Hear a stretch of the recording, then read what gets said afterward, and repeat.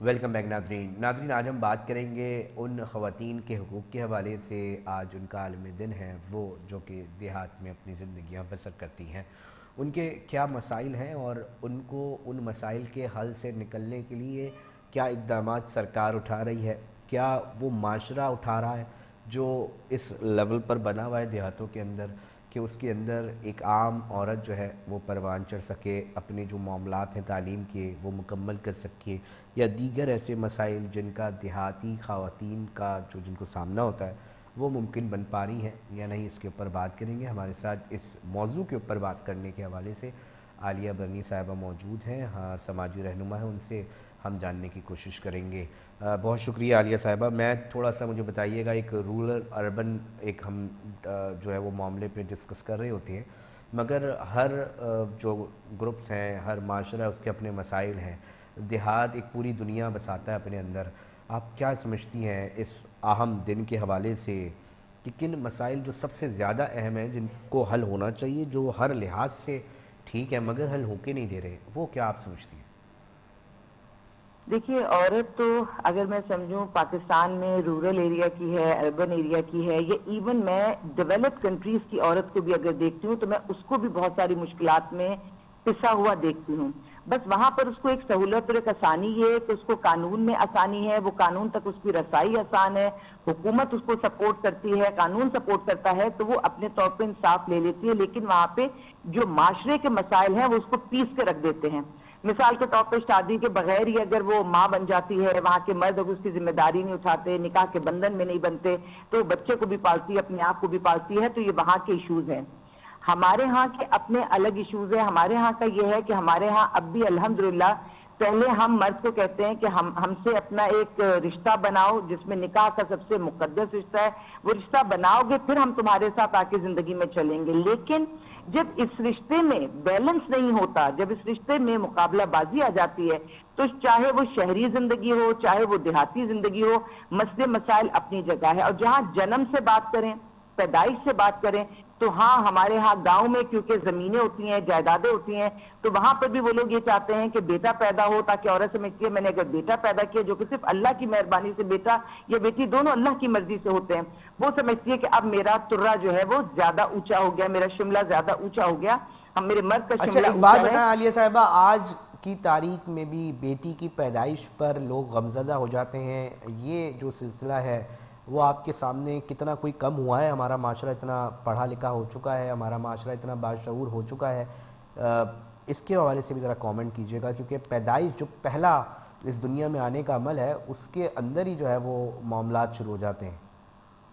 देखिए, मैं ये तो नहीं कहूंगी कि बहुत ज्यादा अच्छा हो गया, लेकिन पहले से जरूर बेहतरी आई है। ये जो इतने प्रोग्राम्स, इतनी बातचीत, इतना बोलना, इतने सेमिनार और औरत को इस तरह से प्रमोट करना, तो बेहतरी आई है।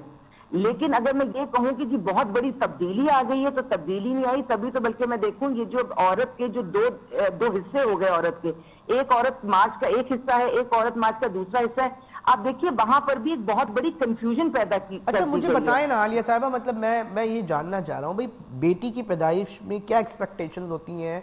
जो मतलब मैं ये समझता हूँ कि जी मर्द जो बच्चा मेल पैदा हो रहा होता है ना, तो उससे एक्सपेक्टेशंस और होती हैं। मतलब ये एक्सपेक्टेशंस का मामला है, क्या मामला क्या होता है?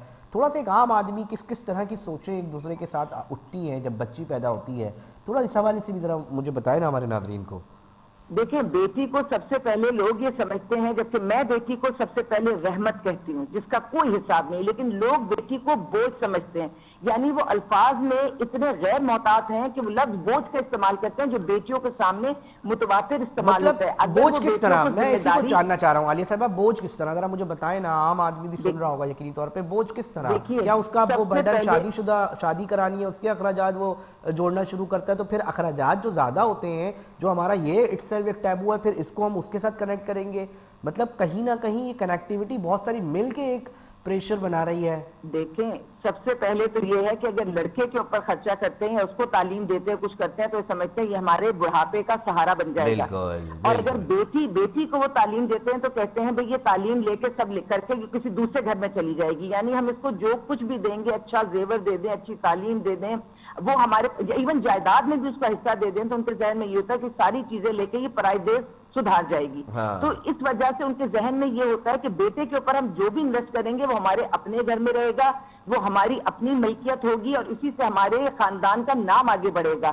یہ والی جو ایک سوچ ہے نا کہ بیٹے سے نام آگے بڑھے گا اور بیٹی جو ہے وہ ہمارا سب کچھ ہم سے لے کے اور ہمارے گھر سے بھی رخصت ہو جائے گی اور وہ روشنی بھی کرے گی تو کسی دوسرے کے گھر کو جا کے روشن کرے گی, ہمیں اس کی ذات سے فائدہ نہیں ہوگا. تو اب مجھے بتائیں نا عالیہ بھابی, اب یہ جو اس مسئلے کو ہم کیسے نکھار سکتے ہیں؟ اور یہ تو دیہات میں بہت زیادہ ہم سمجھتے ہیں کہ یہ ہوتا ہے, یہ اس کے اوپر تو بڑا بیٹے ہو گئے تو بڑا فخر سے بتایا جاتا ہے شاید کہ جی ہمارے تو اتنے بیٹے ہیں, اور جہاں بچیاں ہو رہی ہوتی ہیں تو وہاں تو دوسری شادی کی ترغیب دے دیتے ہیں کہ جی دوسری شادی کر لو.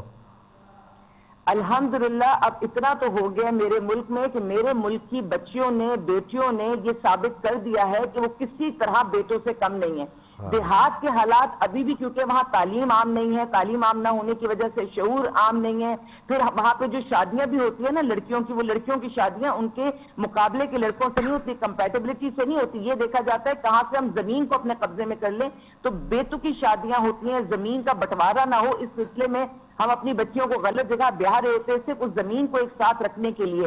لیکن شہر میں الحمدللہ میں سمجھتی ہوں کہ پہلے سے کافی بہتر ماحول ہے, اور اس میں ہماری بچیوں نے بہت زیادہ محنت کی ہے, بہت زیادہ تک و دو کی ہے, انہوں نے اپنے آپ کو منوایا ہے. بہت ساری پہلے یہ ہوتا تھا کہ کبھی پڑھی اچھا عالیہ بھابی, میں بتاؤں نا, میں آپ کو بالکل ایک بات بتاؤں, میں ٹریول کرتا رہا ہوں بہت سارے گاؤں دیہاتوں کے حوالے سے بھی, بڑی ٹریولنگ رہی ہے.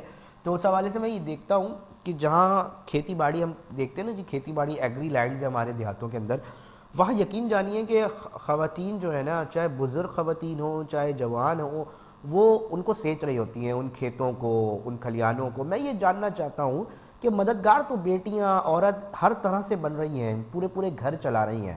میں اس چیز کو بڑا مجھے تکلیف ہو رہی ہے یہ سنتے ہوئے اور یہ جانتے ہوئے کہ یقینی طور پہ باوجود اس کے کہ جو کام جس کے لیے لوگ پیسہ ادا کرتے ہیں, جو بھی مزدور رکھتے ہیں, وہ کام وہ محبت میں کرتی ہیں اپنے گھر والوں کے, اپنے لوگوں کے, مگر اس کے باوجود بھی ان کو وہ ریوارڈز نہیں مل رہے ہوتے. اور پھر جو مسئلہ آپ اس پر نشاندہی کر رہی ہیں کہ جی تعلیم کا, کہ صرف یہ تعلیم کا مسئلہ ہے یا ہمارے معاشرے کے اندر وہ دقیانوسی سوچ ہے جو بچپن سے پنپی ہے اور اس کے نتائج ہیں کہ آج تک جو ہے وہ ہم بھگت رہے ہیں.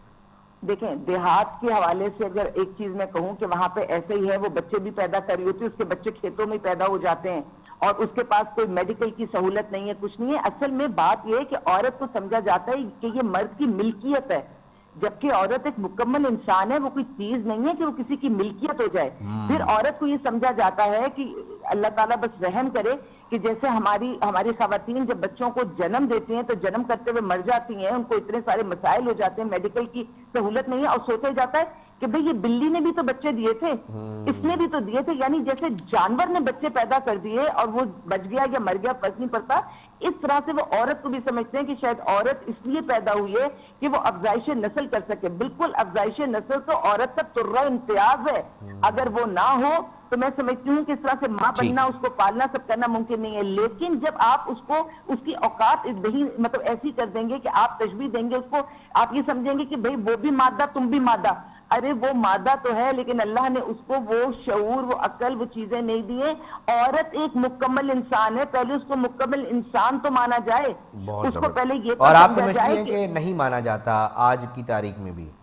نہیں مانا جاتا. میں نے آپ کو کہا پاکستان کو تو چھوڑ دیں, میں نے تو ڈیولپ کنٹریز کے بارے میں بھی کہا کہ اگر کوئی مرد اور عورت بغیر نکاح کے ایک رشتے میں ہے تو اس کے بعد یہ ساری جو تکلیفیں اٹھاتی ہے اولاد کے حوالے سے, چاہے وہ کوکھ میں رکھ کے, چاہے پیدا کر کے, اس کے بعد چاہے پرورش کر کے, کیونکہ ماں کے دل میں نا اولاد سے محبت پوری دنیا سے سب سے زیادہ ہوتی ہے, کیونکہ اس کی کوکھ میں وہ پلتی ہے, وہ اسی کی کوکھ سے جنم لیتی ہے. اس چیز کو ایکسپلوئٹ کیا جاتا ہے, ماں کی محبت کو, ممتا کو ہمارا معاشرہ یہ دنیا میں اس چیز کو وہ ایکسپلوئٹ کرتے ہیں. عورت بہت زیادہ مضبوط ہے, جب وہ مضبوطی پہ آتی ہے نا تو ایک مضبوط عورت جانے اس کے اندر کتنے مرد ہوتے ہیں, وہ کتنے مردوں سے زیادہ مضبوط ہو جاتی ہے. لیکن بیسکلی میں بتاؤں کہ عورت کی جو مضبوطی اس قسم کی ہے نا, وہ اس کی کوئی چوائس نہیں ہوتی، وہ اس بیچاری کے پاس آخری آپشن ہوتا ہے. آپ جو دیہات کی عورتوں کی بات کر رہے ہیں، کبھی آپ ان سے جا کے پوچھیں گے تو وہ کوئی بائی چوائس اتنا گدھوں کی طرح وہ کام نہیں کر رہی ہوتی. وہ ان کے اوپر ایک تشدد ہے، ایک جبر ہے.